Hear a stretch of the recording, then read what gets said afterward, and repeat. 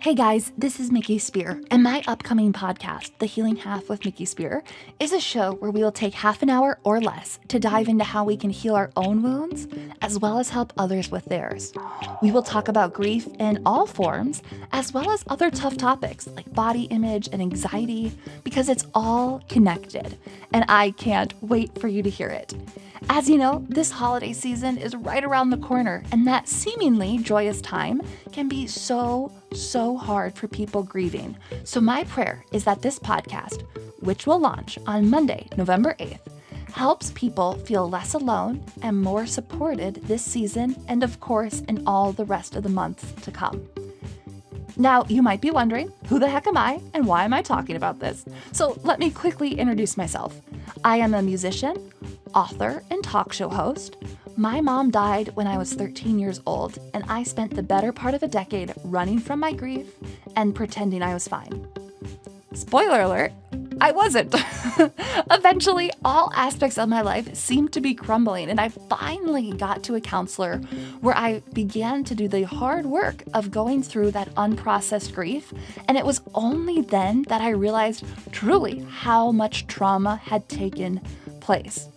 Of course, before I got to that counselor, not only did I not know how to help myself or understand why leaning into hard emotions was so important, but I also saw people in my life struggle with how to help me and my family in the wake of that massive loss. I mean, truly, who hasn't felt awkward talking to somebody who's going through something they can't relate to, and you just gotta stand there because you don't know what to say? So I am on a mission to help both groups with this show. So that's kind of where the Healing Half with Miki Spear comes in. If you are interested at all in anything I've had to say so far, please do me a huge favor by leaving a 5-star review with something like, "Can't wait to see what crazy old Mick is up to next," as a review on whatever app you are listening to this on. And in exchange, I want to give you a free Say This, Not That cheat sheet that is available to anyone who is on or who signs up for my weekly resource email. And after you subscribe to the podcast and connect with me on social media so you can get more content like this, plus some very cute and tasteful photos of my dog, please tell a friend about this show because odds are if you like it, and this concept resonates with you. Maybe in the past you have been a recipient of a well-intentioned comment that was anything but helpful, odds are your friend will like it too. And together, we can all learn how to love ourselves and others better. So I will see you on Monday, November 8th, 2021, in case that wasn't obvious, and we will let the healing begin. See you then.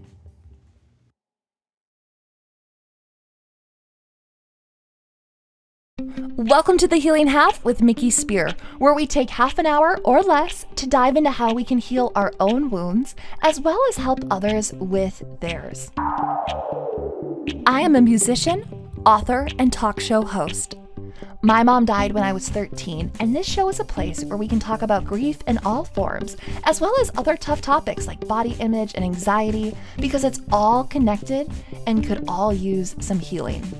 But before we jump in, make sure you head to mikispear.com to get your free copy of Say This, Not That, when you sign up for my weekly resource email that is filled with resources that can help you love yourself and others better.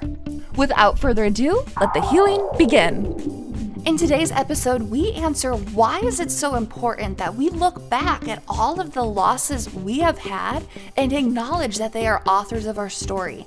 How can we incorporate them into our everyday lives today?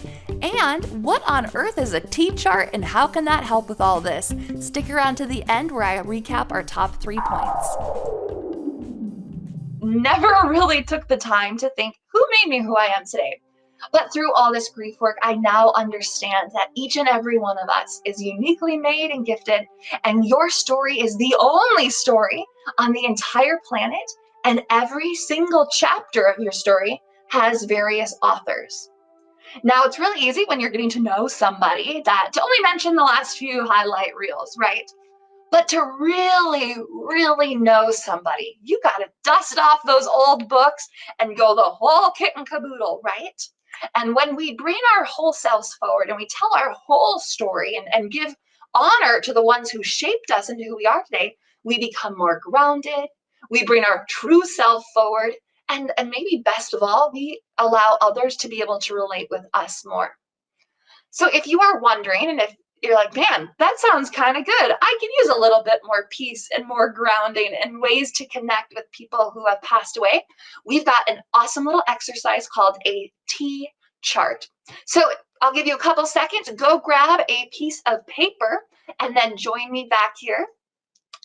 What I want you to do is to create a T, as you can see on the screen, on your chart. And on the left-hand side, starting from as early as you can remember, down to the bottom, write who have you lost. And if you are maybe younger and you haven't lost a lot of people or pets, you can definitely put chapters of your life. Those are absolutely losses. So for me personally, I wrote my dog Cassie. She was my first loss, and it was hard. My mom, my childhood home, Christmases on the farm with all of us kids playing in the basement and all that fun stuff. My grandpa, senior year of high school was so much fun. And after that, it was really sad. I never saw most of those people again. And then lastly, my brother-in-law, Brendan. Those are just the ones off the top of my head. This is a no shame zone. So feel free to pause the video if you're watching this in replay and write those down.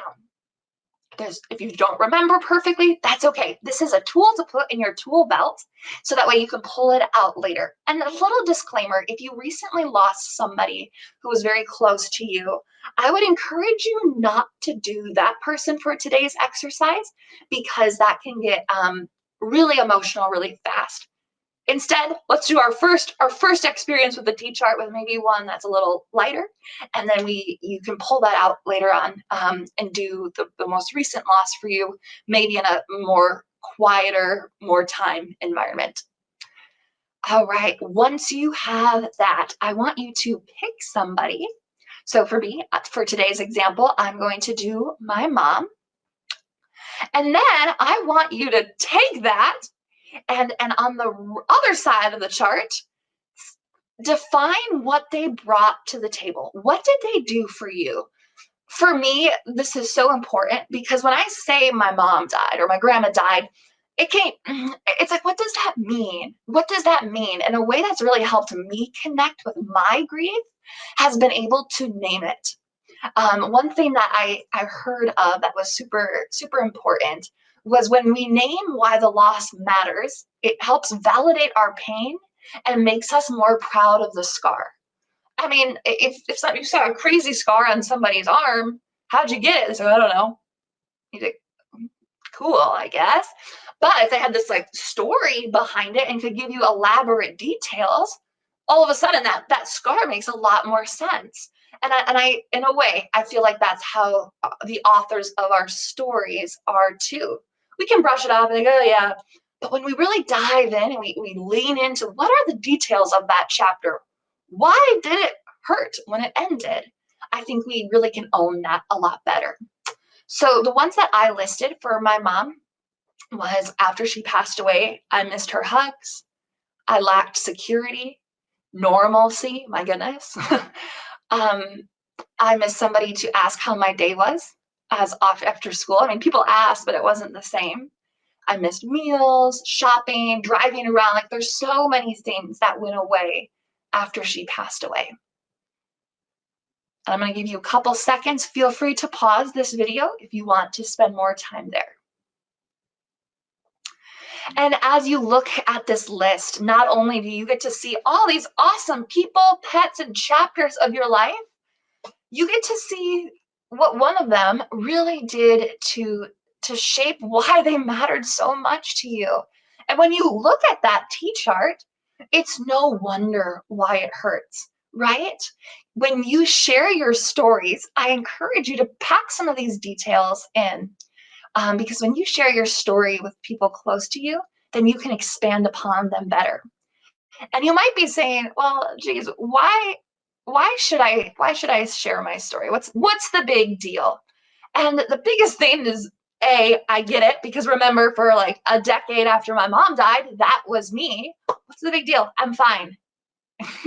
Your mom died when you're 13. You're not fine. Like, right? Like, obviously, I really believe to be truly loved by the people around you, you have to be truly known. And I want you to think of a picture of a farm. There's a lot of animals around, there's lots of machinery around. You could zoom in on any one of those. Let's say you zoom in on a shovel. Oh, it's a nice shovel. It's a nice picture of a shovel.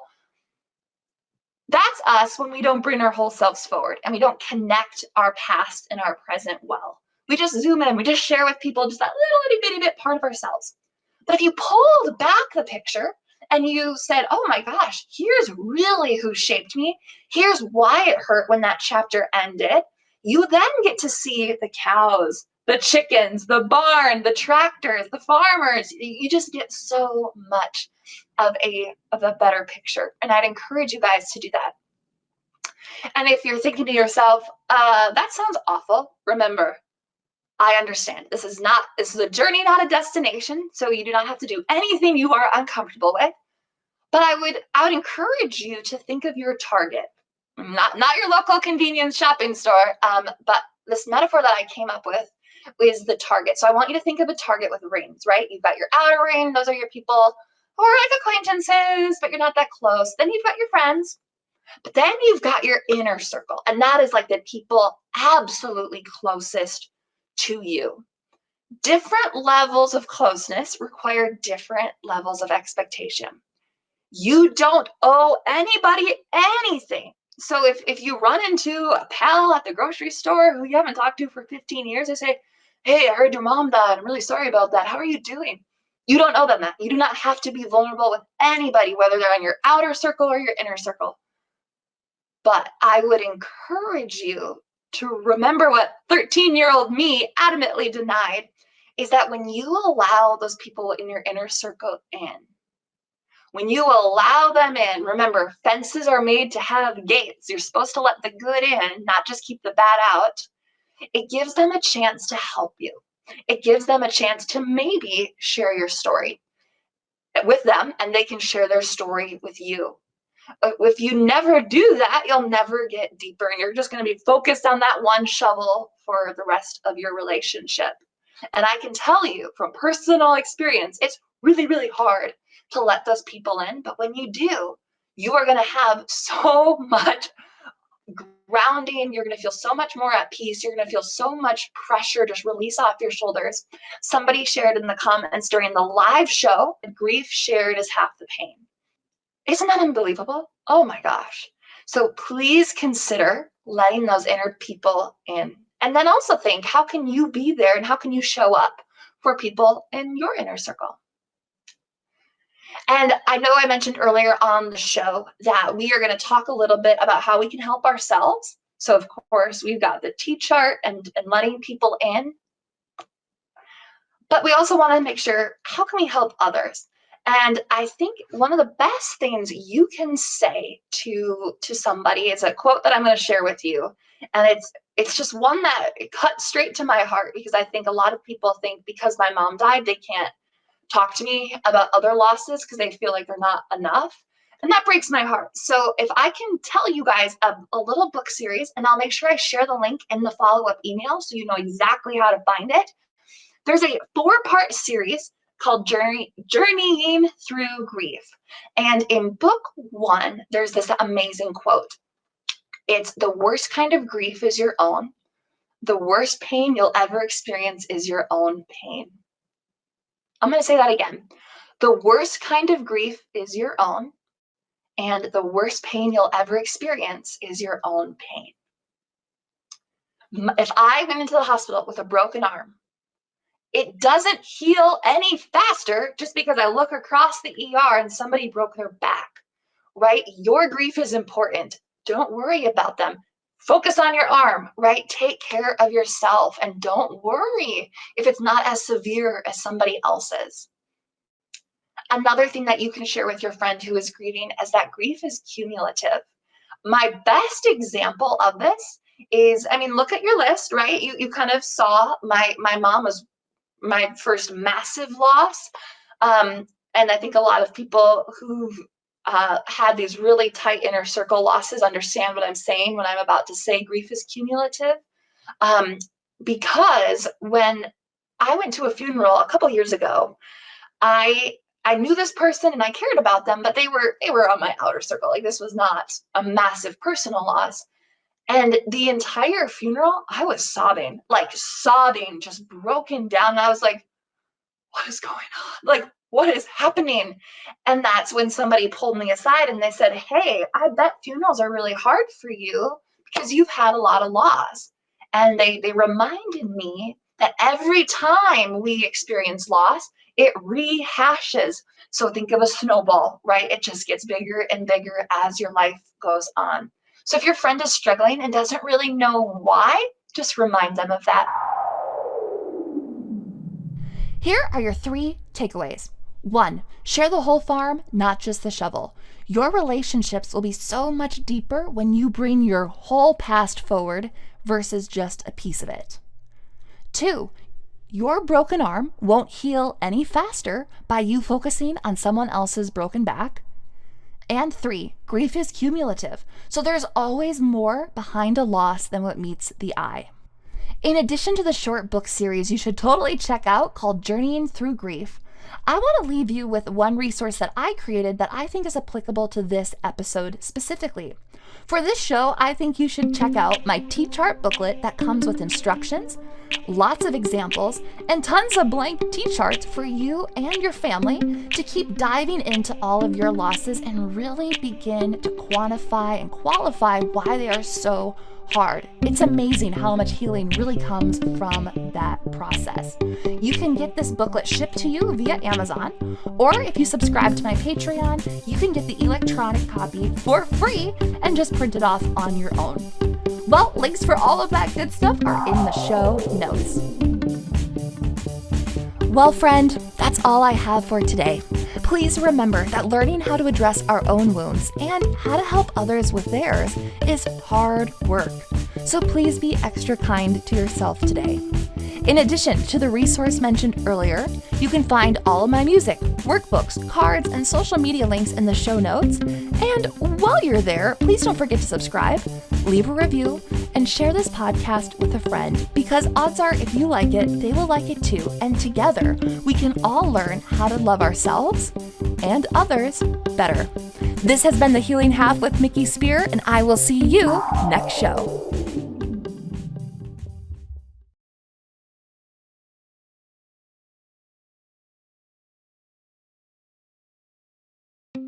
Welcome to The Healing Half with Miki Spear. This is an Ask Miki segment where I get the honor of answering a question sent in from a fellow listener like you.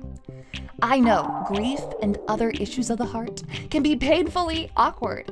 We sometimes don't know what to say, so we resort to silence. And other times we kind of say something on a whim and we see their face and we end up cringing because we know we didn't say the right thing and we feel terrible. And trust me, I have been there in the past, and I still continue to be there every once in a while today. Even though I am hosting this show and I have conducted dozens and dozens and dozens of interviews and partnered with a ton of organizations all across the country, I still get awkward sometimes. So give yourself a little bit of grace. But what I can say is with education, those conversations do get easier. I really hope that this segment helps you as much as all those interviews and everything I've had the opportunity to do has helped me. And if you would like to submit a question of your own, you can reply to my weekly resource email, which you totally should be on because I want you to have a copy of my free resource called Say This, Not That. But you can also message me on Instagram or Facebook, or if you somehow have my cell phone number, you can definitely text me.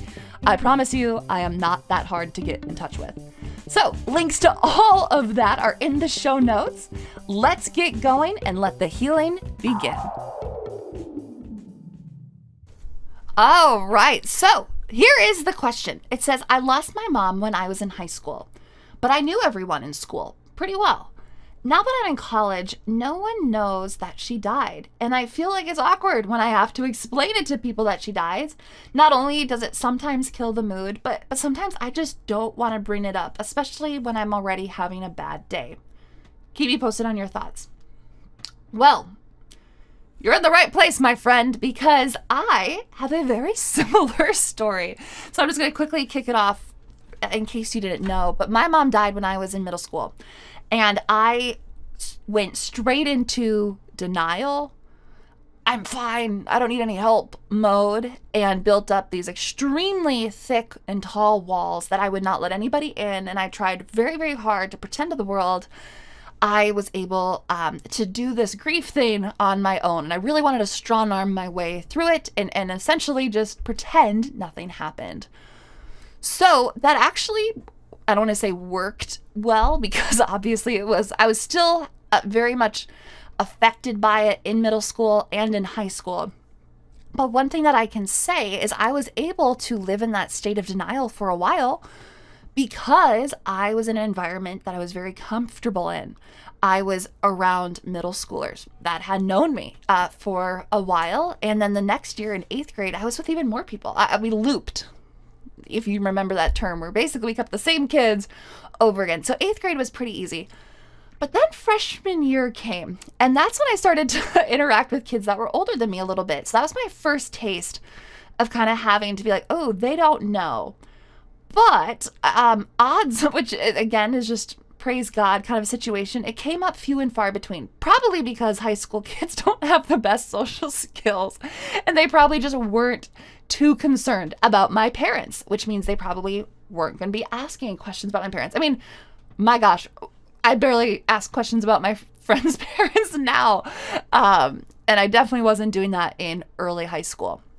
However, college came, and it went from me being pretty comfortable senior year, knowing the people that I care about, everybody that I cared about knew, and we all just kind of accepted Mickey's mom died. And nobody talked about it because that's exactly what I wanted. But college was a totally blank slate, which has amazing advantages, but it was also terrible because for the first time in a very long time, I was getting a tidal wave of questions about my mom that I never had for, again, probably since 9th grade. And those were very few and far between. And this was new for me. In fact, it was kind of a blessing and a curse in the same way, where it sucked. And I'm going to dive into why and answer this question for what I recommend for you in just a second. But what I will say is this terrible initial chapter of college and having these amazing, kind people who were just trying to ask me small talk questions, and little did they know how triggering it was for me. That alone actually started to crack the wall that eventually collapsed upon me, which might sound terrible, but I needed to fall apart and get crushed by grief in order to actually begin to go through it. So as crappy as it was freshman year to have to feel like I had to explain it over and over and over again, in a roundabout way, after a lot of years, I was actually really grateful because it kind of started to destroy me to the point that I needed to get help. And it took a while to really get help about my mom's death, but we got there. And that's why I'm here today talking to you on this show. So for everybody listening, I just want to clarify, you don't have to have lost a parent for this to be relatable, right? Any grief is vulnerable. And that's something that is talked about a lot on my show. You wouldn't go ask a random woman who's walking out of the gynecologist office how her appointment went, or at least I hope not. And if you do, that's a very something you should probably go to the doctor for and get help with. But you wouldn't do that though, right? Because it's vulnerable and it's awkward, and that's just not a conversation piece. However, when it comes to grief, people who are not close to you don't always realize the vulnerable situation that they're stepping into. They don't realize you're walking out of the metaphorical gynecologist's office when they ask you a simple question like, so are your parents tall? I'm 6'4", so I get asked that all the time. And in high school, again, I was just the tall person. People either knew through gossip that my mom died or what, but nobody really asked me that question. However, in college, for all these people who had not seen a 6'4" woman before, that came up a lot. And they didn't realize they were asking me a really vulnerable question. So that's the first thing that I want to just right out of the gate, for all of us listening, if you don't catch anything I say for the rest of this quick little Ask Miki segment, please take away that we all need to do a better job. And I am preaching to myself just as much as anybody else at seeing if the questions we're asking have any assumptions in them. Not only should we not ask questions like, oh, are you having a good week? Because right away it's like, okay, now I have to counter that if I'm having a bad week. So instead you should just say, how's your week going? No assumption. There's no assumption in there. But if you take it a step further with like parents, or there's so many things, but we're just going to focus on the parent one because that's what the question was asked for today. Instead of saying like, oh, are your parents tall? Are your parents coming for visiting weekend? What do your parents do for work? Are your parents coming? Yeah, all those questions that kind of assume that you have two parents that are alive. We can do a better job by just saying something like, so tell me about your family. Do you have tall relatives? That's a really nice out in case you ever wanted to ask me if I'm tall. You can surprise me by saying, Miki, do you have any tall relatives? And then I'll know you listen to the show, which would be super fun. Another thing that you could do to not ask an assumptive family is, again, just not ask that many questions of a person and kind of let them just lead and be like, oh, tell me about where you grew up. And then here's just a little good conversation 101. Whatever they tell you, pick it apart. Because that's information they're volunteering at that point. So they're like, oh yeah, like, you know, I grew up in Massachusetts. I grew up in Minnesota. Not sure where Massachusetts came from. Shout out to my friends from Massachusetts. You must be on my subconscious mind. But yeah, I'm from Minnesota. Blah, blah, blah, blah, blah. I have a dog at home. Oh, you have a dog at home. Tell me more about your dog. Again, that's like a really easy way to get people to like you, which can be a little manipulative. I know as a 3 on the Enneagram, I have to be careful with that. But it's a really good way to just stay what I like to call on topic. They've offered this information to you and you are taking the bait. That's probably the kindest thing you can do in a small talk situation because you don't really know what they've been through. You don't know all that I've been through, and I certainly don't know all that you've been through. So I know I can't fix the world, and then I'm going to dive into the specific question in just a second. But for those of us listening, we can control what we can control. I can't control all the people who are going to ask you about your mom for the rest of your life. It's not just going to happen in college. It's going to be a forever thing that you're going to have to explain, but you're going to be okay. We'll get through it together. But for all of us who are asking questions, let's just vow together now to just be a little bit more aware and a little more cautious with the questions we ask. And again, with small talk conversations, just initial handshake conversations, that's a really good rule of thumb. And here's the great news. Conversations and small talk are kind of supposed to be light. So it's okay if you want to keep it light. You do not owe anybody the truth, even if it feels like you're lying. You're not lying by trying to just keep the conversation light. Like, you do not owe them a backstory at all. And so with that in mind, as you keep it light, eventually maybe you kind of find out, oh, I kind of like this person. They're fun to talk to. I could see us being friends. Cool. You go hang out, you get coffee. I'd still recommend you don't go too deep. My sister, who wrote this amazing book, it's not even sponsoring this episode. I just scream it from the rooftops because I'm so proud of her. It's such a good book. It's called The First Date Expert. And one of the things that she talked about in that book that I had the pleasure of pre-reading and pre-editing for her was the importance of, again, it's this scale, is as you get closer, is as you get more vulnerable.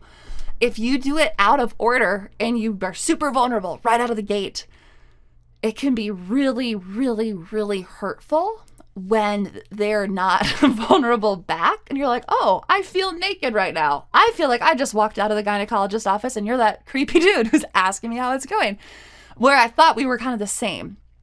So it can be really awkward when you're too vulnerable and they're not really there yet. And it can even feel like a rejection, even though that's not what they mean by it. But let's say you just kind of spill your heart out and you give your whole life story and all these hard things that happen, and it happens to be your mom died and all this other stuff, and then you end up not really being friends with that person later on. It feels out of balance. So really, again, I always encourage people to only share what they're comfortable with, right out of the gate. And don't try to believe the old Disney lie that the more vulnerable and the more something you are with strangers, that's going to convince them to like you. I feel like we're kind of taught from an early age. Cinderella's a great example. Right away, you feel bad for this person. She's essentially an orphan living with an evil stepmom. And you know all these things about her, and you're like, oh my gosh, before I even know she could sing to birds, my heart's broken, I'm sold. Like, she's perfect, right? So that's what Disney does, and that's what any good screenwriter is going to do, is they're gonna, get you to know the character right away, and like all the hard stuff that they've been through right away to get you to buy in emotionally because you care about this character. Unfortunately, real life is not that way. And I'm assuming the person who wrote in with this question has figured that out, where you realize like it's awkward when you share this massively vulnerable thing that makes you uncomfortable. And I'm going to come back to that point in just a second. And then the other person's like, oh, I'm from Iowa. Right. Like it's awkward. It's awkward. A lot of the times it's awkward. So I'll just kind of stay it with that. So kind of back to this question, and what do I do? What does any of us do who doesn't necessarily want to be vulnerable in a small talk environment? Well, there's a couple of things that I wanted to share with you, in particularly 2 tactics that I have found that while you are on your grief journey and you are becoming more and more comfortable telling your story, these are going to be great to employ. My prayer and my hope is that eventually it gets easier to talk about. And I say this as somebody who, again, from 13 to 18, had pretty smooth sailing in regards to people not asking her too many questions about her mom. And then after 18, again, just blew the lid off, lots of questions. And that kind of slowly started to unravel me to having my breakdown where I needed to get a lot of counseling and help. And that was, again, like, I'm old, you guys. I'm 28. Get my walker out, right? Like, I have come a very long way, is what I'm trying to say. So for somebody in college who lost their mom in high school, it is very fresh, and it is okay that it is vulnerable for you. My gosh, I can't even begin to explain how vulnerable it was for me. But my prayer is that eventually, through a lot of counseling, through a lot of processing, and I pray my resources that I create help you with that, it's going to get easier. It's going to get easier because it's not going to be as jarringly painful. But in these moments, this is what we're going to focus on, is when it is vulnerable, when it is really raw, and you're just like, I don't want to talk to you about this. So somebody asks you a question about your parents. Again, being that this person's in college, I'm just going to use a couple college examples from what I remember college being like. And I know I'm old, I'm lame. Let's just keep going. Everybody pretend I'm cool. Okay.